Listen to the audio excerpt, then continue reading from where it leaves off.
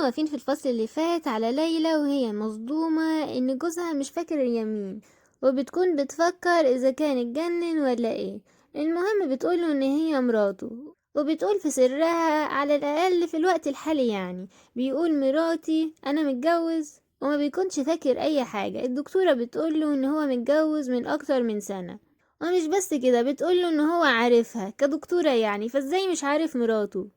بيكون يا سادة الضوء فاكر الحاجات المهمة، لكن الموضوع اللي متعلق بمراته مش فاكره أبدا. على ما يبدو ان هو في حالة فقدان ذاكرة جزئي. ليلى بتسأل الدكتورة إذا كانت بتعتقد ان ذاكرته هترجع له من خلال الكلام يعني بينهم، وبيكون تفكيرها ان هو حب انه ينساها لانه احتقرها جدا جدا. لكن في الحقيقة بعد ما الدكتورة بتمشي الدوق بيقول لليلى انها تقرب منه. لما بتقرب منه بيمسك ايدها وبيسألها عن اسمها، بترد وبتقوله ان اسمها ليلى. بيقول لها الدوق ان ليلى اسم جميل جدا. بتقوله ليلى ان اسمها ليلى ايفريت، وبتتك على ايفريت قوي يعني عشان يفتكر.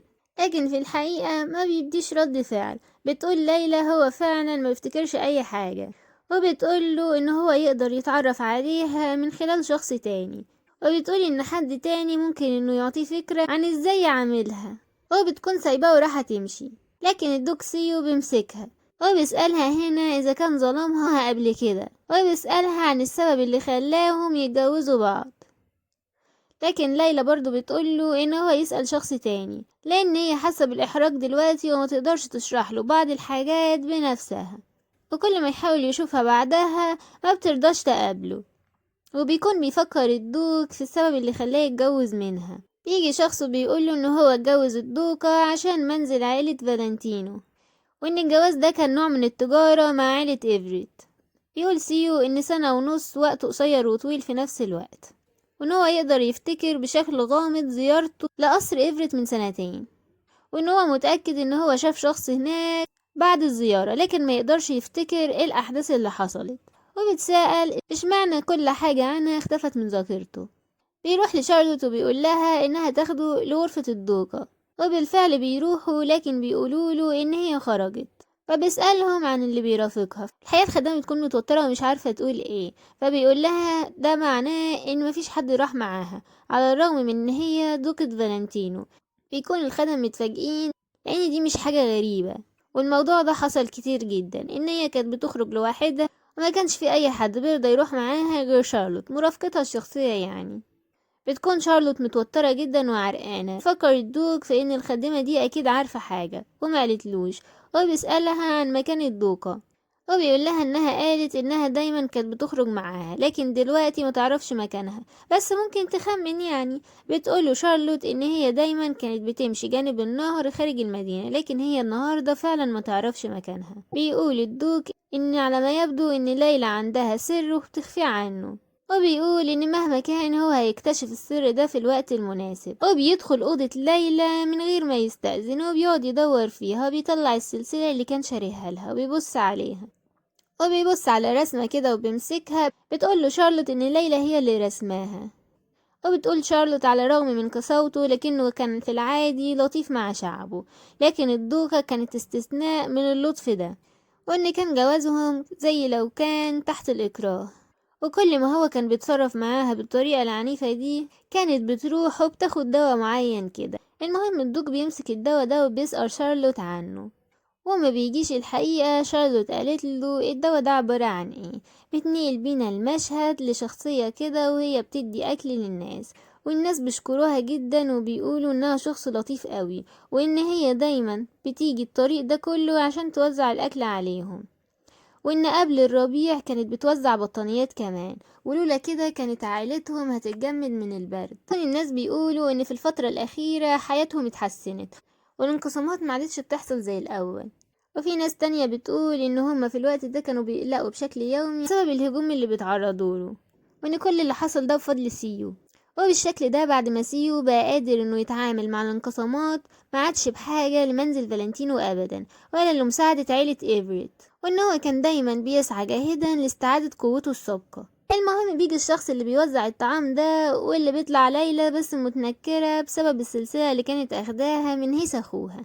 المهم بتفكر ليلى وبتقول اذا كان الموضوع ده شيء كويس، وبتقول انه اكيد هيطلقها قريب سواء كانت عنده ذاكرة او لأ، فموقفهم مش هيتغير. المهم بتكون ليلى ماشية في المدينة، فجأة بتلاقي حد بيقول لها انت ازاي تجرؤي على الوقوف في طريقي، وبيقول لها تتحرك في جنب دلوقتي. بتقول الصوت ده مش غريب عليا. بتبص تلاقيه هيس اخوها وماسك الناس وعمال يهزق فيهم ويضرب فيهم وبيقول لهم انتوا كلكم منتوش الا حشرات.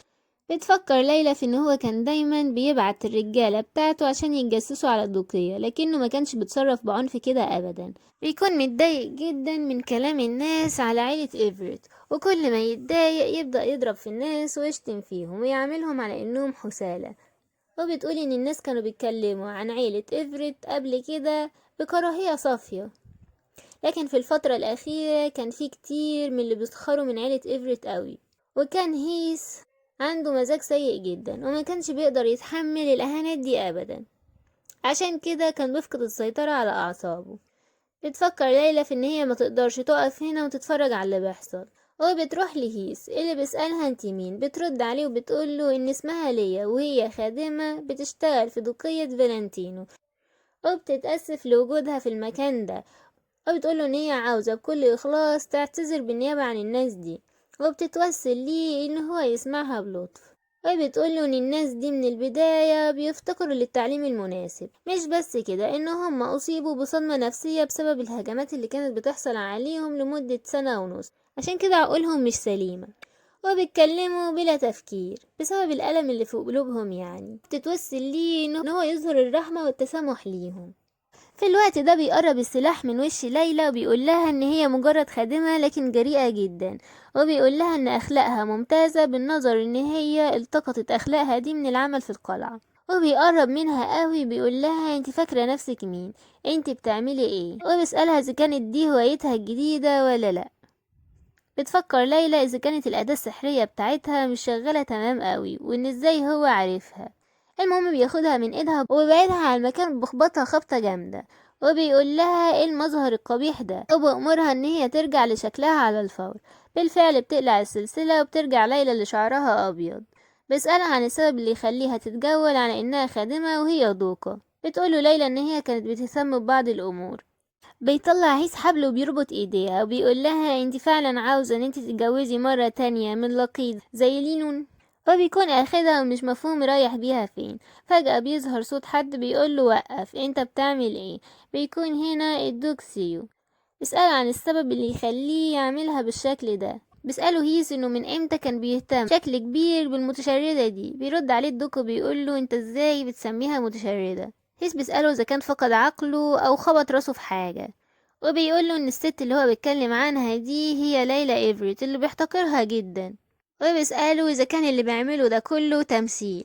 بتفكر ليلى بان مش هيكون من السهل على الدوق ان هو يجاوب، ومش هيجي اي خير لو العالم اكتشف ان هو فقد ذاكرته وان ابوها واوين هما الاتنين هيستخدموا شيء تافه زي ده ضده. بشكل ما بتفك ايدها وبتقول لاخوها ان هو لازم يتوقف عن المزاح وان الموضوع مش مضحك ابدا. بيكون اخوها متفاجئ، وبتفكر ليلى في ان هو اكيد غبي فاكر ان هي مش هتقدر تحرر نفسها من شيء سخيف زي ده. بتبص للدوك وبتقوله ان هيس كان بيضحك معاها بس ومفيش حاجة خطيرة. بيقول لها الدوك ضحك ايه، مين في العالم بيهزر بالشكل ده. بتقول ليلى ان السلوك ده كان غريب جدا عليها وان هو ما كانش الراجل اللي هي تعرفه، وبتتساءل اذا كان مش فاقد الذاكرة كان هيعمل نفس كده ولا لا، ولا كان هيتجاهلها بكل بساطة كأنه ما يعرفهاش. بتقول في الواقع على ما يبدو هو اصلا ما كانش هيجي عشان يدور عليا، لكن بتقول ان هي لازم تجرب حاجة، ما ينفعش تسيب الموقف كده. المهم بتمثل انها اغمى عليها، وبالفعل بتقع والدوق بياخدها وبيرجعها البيت. وبتقول انها نجحت واتمكنت من دفع هيس بعيدا. الدوق بيجي عشان يطمن عليها وبيقول لها إنه قلق جدا عليها لما لقاها مش قادرة تتنفس. وبتسأل عن هيس بيقول لها ان هو رجع الى مقر اقامته في سوليبري. بتفكر ليلى في ان هيس عنده سكن شخصي وان الموضوع ده غريب جدا، وان هيس عنده فخر كبير عشان هو عضو في عيلة إيفريت، لكن مفيش عنده املاك شخصية ولا اي حد يتبعه غير عدد قليل جدا من الفرسان. وبتكون بتفكر في السبب اللي يخليه عنده إقامة خاصة، وإنه أكيد مادام كده هو ما بيتوافقش مع العيلة. المهم بيكون الدوق خارج من الأوضة وبيسأل ليلى إذا كانت هتناديه باسمه ولا لأ. بتفكر ليلى وبتقول إن كان في وقت كانت بتنادي الدوق باسمه، بعض الأحيان كانت بتناديه بشكل بائس، وفي بعض تاني كانت بتناديه وعندها أمل كبير. لكن إجا الوقت اللي حست فيه إن مفيش أي فايدة. عشان كده قريب جدا هيتعلم الدوق ازاي يتعامل مع زوجته. بيكون قاعد الدوق وبيفتكر اللي حصل كله، وبيفتكر كمان كلام هيس لما ليلى اغمى عليها ان هي كانت بتمثل واغمى عليها عن قصد، وان التلاعب بالناس هو تخصصها. ومش بس كده، بيقول للدوق ان هو اكيد ما بيهموش الكلام ده، وان هما هيتطلقوا قريب. وبيقوله بمجرد ما تتطلق هي هتتجوز من لينون. وكمان بيقوله ان لينون كان ماشي على طول بيقول ان ليلى جوازها مش هيكمل معاك.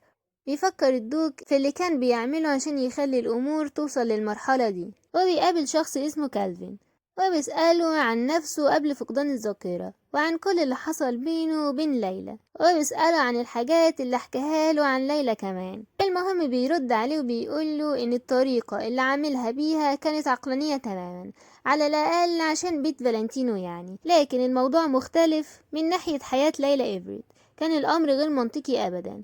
ومع كده هو مش معتقد قوي ان هو كان غلطان، لأن في الآخر هي من عيلة إيفريت. لكن برضو على الرغم من كل حاجة هو كان حزين على الدوقة، فبيسأله عن سبب حزنه عليها. بيرد عليه وبيقوله ان القصص اللي هو حكاها له كانت غامضة شوية، عشان كده كان من الصعب ان هو يفهم اللي حصل. عشان كده هو من الأفضل يستنى لما ذاكرته ترجع له، عشان ما يقدرش يحكم هو على الموقف بالظبط، وما يتسرعش في الاقتراب من الدوقة عشان ما يندمش. المهم سيو بيقوله ان هو لسه عاوز يعرف الموضوع من وجهة نظره. المهم بيكمل كلامه وبيقوله انه حصل حاجة غريبة من حوالي شهر، ان هو شاف موضوع ما كانش صح ابدا. كان 2 من الخدم بيسيبوا طيور وفيران ميتة عند النافذة بتاعت باب الدوقة، ولما سأل الخدم الموضوع بان على انه كان بيحصل لمدة كبيرة جدا، 6 شهور ولا حاجة، وان هو اعتقد ان هم تمادوا جدا في الفترة دي. وفكر في ان هو يقول للدوق، لكن ساب الموضوع لنفسه واتكلم معاهم هو عشان الموضوع ما يحصلش مرة تانية. بيفكر سيو عن السبب اللي يخلي ليلى ما تقولوش حاجة زي دي. بيرجع يكمل وبيقوله ان المضايقات كانت مستمرة جدا، وبيقولوا ان ليلى ما كانتش بتشتكي ابدا، وان الخدم قاموا بعزل الدوقة واحتفظوا بحقيقة انهم كانوا بيضايقوها لنفسهم. وبيقول الموضوع استمر ل2 سنين، ولو كان في شخص بيتأذى الوقت ده كله أكيد من الصعب شفائه من الجروح بالكامل، وإن الموضوع هيكون أصعب مما يعتقد. وبيقول الدوق إن هو كان عنده يقين غريب إن الظلام اللي جواها أكيد أعمق مما يتخيل. بيفكر الدوق وبيقول إن هو كان عاوز يسأل نفسه قبل ما يفقد الذاكرة ليه كان قاسي معاها، على الرغم من إن هو انجذب ليها في اللحظة الأولى اللي هو شافها فيها. بيكمل صديقه وبيقوله ان هو كان بيتكلم عنها رجع من قلعة إيفريت، وان كان عنده شعور وقتها ان هو اكيد وقع في حبها من النظرة الاولى، وفضل يتكلم عنها حتى انه كان فاكر التفاصيل الصغيرة اللي هي بتهتم بيها، زي ضوافرها كانت عاملة ازاي، وان عندها وحمة صغيرة بين صوابعها وحاجات كده. بيفكر الدوق تاني في ان هو بالشكل ده اكيد كان حاسس بمشاعره ناحيتها من وقت طويل، وبعد الاعتراف بالمشاعر دي كان بيخطط عشان ياخدها أكيد بعيد عن إيفريت، لكن بشكل غير متوقع عملها بأسوأ وعزلها. وإن أكيد كان في سبب، يا إما شخص اتدخل أو كان في هناك نوع من سوء الفهم، أكيد حصل حاجة يعني. المهم بتنقل بينا المشهد للدوق وهو رايح لليلى وبيخبط عليها لكن ما بتردش. في نفس الوقت بتكون السيدة سيمور رحلها برضه، قال ايه يعني عشان تطمن عليها بعد ما اغمى عليها. وبتسأل سيو اذا كانت ذكرياته رجعت ولا لا. بيقول لها سيو ان هو لسه ما افتكرش حاجة. بترد عليه وبتقول له انه كويس، وان هي ما كانتش ذكريات مهمة قوي عشان كده ما يجبرش نفسه ان هو يفتكرها، لكن هي في الحقيقة قلقانة شوية بسبب معاملته لليلى، وبتقول له ان هو لازم يستمر في معاملته مع ليلى زي قبل ما يفقد الذاكرة. بيفكر الدوق في ان بالنسبة له سيمو هي الشخص اللي اخد باله منه لفترة طويلة، فالسبب في ده والدته، لكن على ما يبدو إن كانش ده السبب الوحيد، وإنه ممكن يكون في سبب تاني وراء اهتمامها بيه. يا ترى فعلا في سوء فهم؟ وهل السيدة سيمو قايلة للدوق حاجة على ليلى مغيرة عليها؟ ده اللي هنعرفه من خلال الفصل. ما تنسوش تعملوا لايك واشتراك في القناة، سيبوا رأيكم في كومنت عشان ده بيفرق جدا جدا.